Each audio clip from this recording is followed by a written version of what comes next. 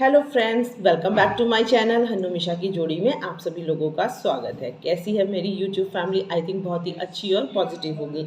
आज मैं आपके सामने एक ऐसे टॉपिक को लेकर आई हूँ जो हमारे लिए बहुत ही ज़रूरी है और हम आज उस टॉपिक पे डिटेल में बात करेंगे। चलिए ज़्यादा समय ना लेते हुए स्टार्ट करते हैं अपनी वीडियो। हमारे घर में छोटे बच्चे होते हैं, उनको हम किस तरीके से गुड टच और बैड टच के बारे में बताएं, इसके बारे में आज हम बात करेंगे। जैसा कि हमारे छोटे बच्चे स्कूल जाते हैं, प्री नर्सरी नर्सरी में स्कूल जा रहे हैं, छोटे हैं, खेलने के लिए बच्चे पड़ोसी के घर जा रहे हैं, आप बाहर गार्डन में जा रहे हैं, माँ बाप दोनों का ये फ़र्ज़ बनता है, ये रिस्पॉन्सिबिलिटी है कि आप अपने बच्चे को आजकल के माहौल के हिसाब से ट्रेंड करें। और बहुत अर्ली एज में 3 इयर्स के एज में ही आपके बच्चों को अपने बच्चों को बताना स्टार्ट करना चाहिए, क्योंकि बच्चे छोटे ही बच्चों के साथ ये ज़्यादा प्रॉब्लम है, क्योंकि छोटे ही बच्चे को इतने ज़्यादा तो वो समझदार होते नहीं हैं, वो इस तरीके की चीज़ों का शिकार हो जाते हैं। आए दिन हम अखबारों में पढ़ते हैं, आसपास में कभी ये दुर्घटना देखने को सुनने को मिल जाती है कि फलाने के बच्चे के साथ ऐसा हुआ। वो उसके नहीं, किसी के भी बच्चे के साथ हो सकता है, हमारे बच्चे के साथ भी हो सकता है। तो हम लोगों को इसके बारे में अवेयर रहना है और अपने बच्चों को बहुत ही हेल्दी वे में, बहुत ही पॉजिटिव वे में, खेल खेल में बच्चों को बता देना है, ताकि बच्चा उसको बर्डन भी ना समझे और डरे भी ना, और उसको ये बात समझ में भी आ जाए कि मम्मी या पापा दोनों क्या कहना चाह रहे हैं। आराम से बैठ के आप अपने बच्चे के खिलौने ले सकते हैं, डॉल के थ्रू, आपके पास गुड्डा है उसके थ्रू आप बच्चों को सिखा सकते हैं। जैसे कि मेरी भी 2 बेटियां हैं, तो मुझे भी लगता है जैसे मेरी बच्ची घर से जाती है स्कूल तो थोड़ा सा एक रहता है ना, तो मैंने उसको बहुत अर्ली एज में ही बताना शुरू कर दिया था। आज मेरी बच्ची बहुत अच्छे तरीके से गुड टच और बैड टच के बारे में जानती है, तो इसीलिए मैंने आपके साथ भी ये टॉपिक शेयर कर रही हूँ। आपके घर में भी छोटे बच्चे होंगे तो आप उनको किस तरीके से गुड टच और बैड टच बताएं। ठीक है, सबसे पहले तो मैं आपसे ये बात करना चाहूँगी कि आप अपने बच्चे के साथ बहुत ही फ्रेंडली रहें।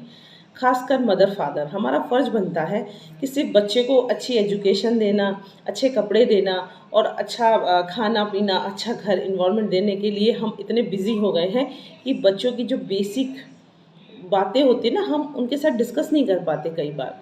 तो आपको वो बहुत ज़रूरी है कि उनसे फ्रेंडली वे में रहें और उन्हें समझाएं कि बच्चों, कुछ भी घर के बाहर हो, अच्छे से अच्छा, बुरे से बुरा, वो आपके साथ आके शेयर करें। उन्हें बताएं, बेटा मम्मी और पापा आपके सबसे अच्छे फ्रेंड हैं, और उनको एक डर नहीं होना चाहिए कि हम बता देंगे तो पापा गुस्सा करेंगे, मम्मी गुस्सा करेंगी। नहीं, वो आपसे शेयर नहीं करेगा तो किससे शेयर करेगा बच्चा?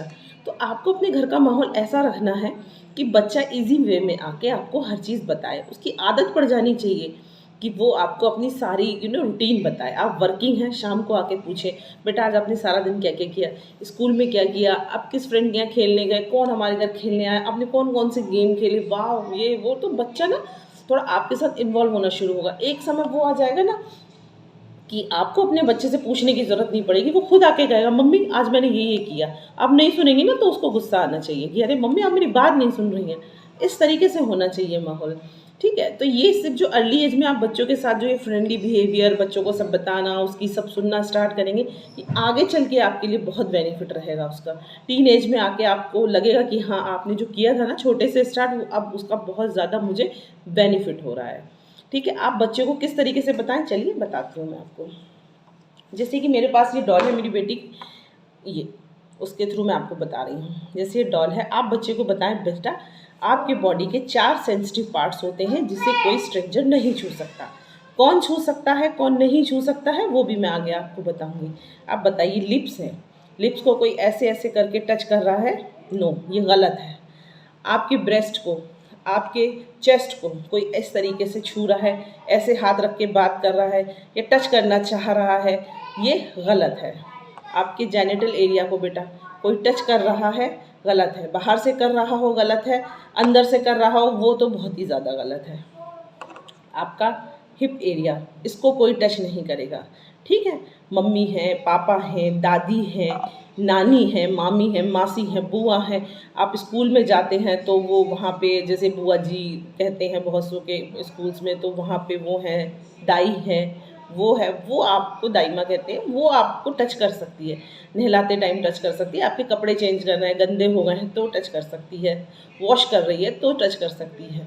ठीक है, आप बच्चे को ये बताएं। और आप बच्चों को ये बताएं, जैसे कि ये आपको कोई स्कर्ट डाल के अंदर हाथ डाल रहा है, गलत है। आपके पीछे से कोई स्कर्ट में हाथ डाल के टच कर रहा है बेटा, वो गलत है। और आप अपने घर का भी माहौल उस तरीके का बनाएं। बहुत सी जगह मैंने देखा है कि पड़ोस के अंकल आ गए हैं, वो बच्चे को ऐसे ऐसे कर रहे हैं और बच्चे के किस कर रहे हैं, माँ बाप हाँ हाँ हाँ बहुत खुश हो रहे हैं, लेकिन आपको नहीं पता वो सामने वाले अंकल किस इंटेंशन से आपके बच्चे को टच कर। तो आप बच्चे को ये बताएं कि देखो बेटा, घर में आप चाचा हैं, मामा हैं, आपके फूफा हैं, नहीं छू सकते आपको। वो बेटा हो या बेटी, वो दोनों के लिए ही है। ऐसा नहीं है सिर्फ बेटियों के लिए ही ये एरिया जो है सेंसिटिव है, नहीं, आप दोनों को बताएं, बेटा और बेटी दोनों को अवेयर करें इस बारे में। आपने अक्सर देखा होगा इस तरीके की घटनाएं करने वाला नज़दीकी ही इंसान होता है, कोई क्लोज फ्रेंड हो सकता है, कोई आपके घर का फैमिली मेम्बर हो सकता है।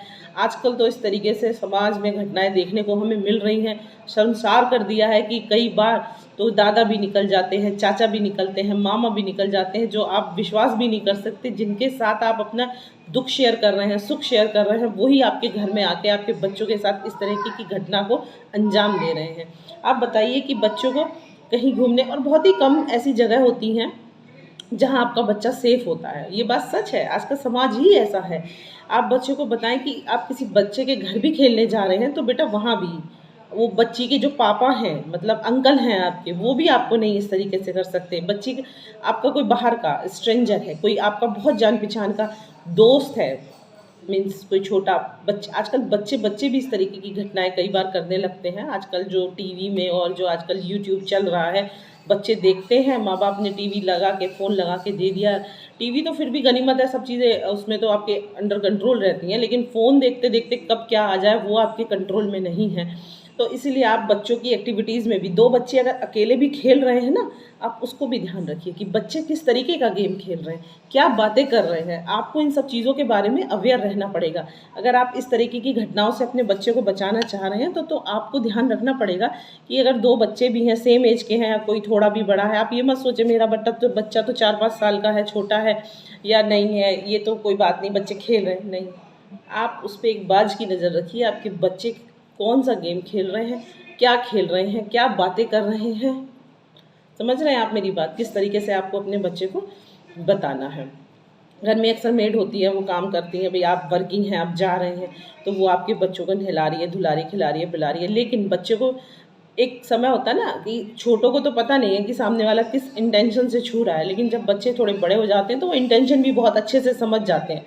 तो इसीलिए आपके छोटे बच्चों को बहुत ज़्यादा ध्यान से आपको समझाना है, और बहुत अर्ली एज में, जैसे कि मैंने बताया 3 इयर्स की एज में उनको बताना स्टार्ट कर देना है, क्योंकि हर समय आप अपने बच्चे के साथ पीछे पीछे नहीं जा सकते। स्कूल भी अकेले भेजना होगा, किसी पड़ोसी के घर में आप रोज़ उसके साथ जाके वहाँ बैठ नहीं सकती कि मेरा बच्चा खेलने आया है। और घर का जिसके घर भेज रहे हैं उसके घर का भी थोड़ा माहौल देखिए कि उसके घर का माहौल कैसा है। और आपके घर आने वाले जो गेस्ट हैं उनको भी इतना मौका मत दीजिए कि वो आपके बच्चे को साथ कुछ, आप तो सोच रहे हो प्यार जता रहे हैं, वो प्यार नहीं, उसकी एक गलत इंटेंशन भी हो सकती है। तो आप थोड़ा सा इस चीज़ को ध्यान रखते हुए अपने बच्चों को इस तरीके की एक्टिविटीज़ से बचा सकते हैं।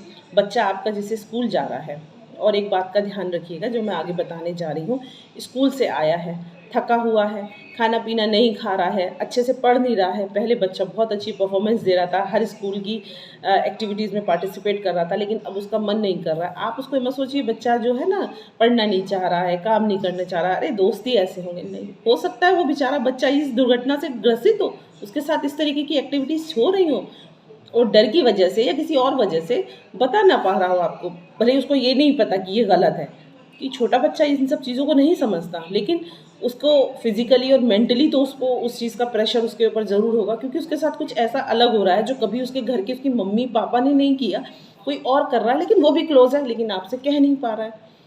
रिश्ते बनाइए, लोगों को बुलाइए, लेकिन अपने बच्चे का बचपन ख़राब मत होने दीजिए।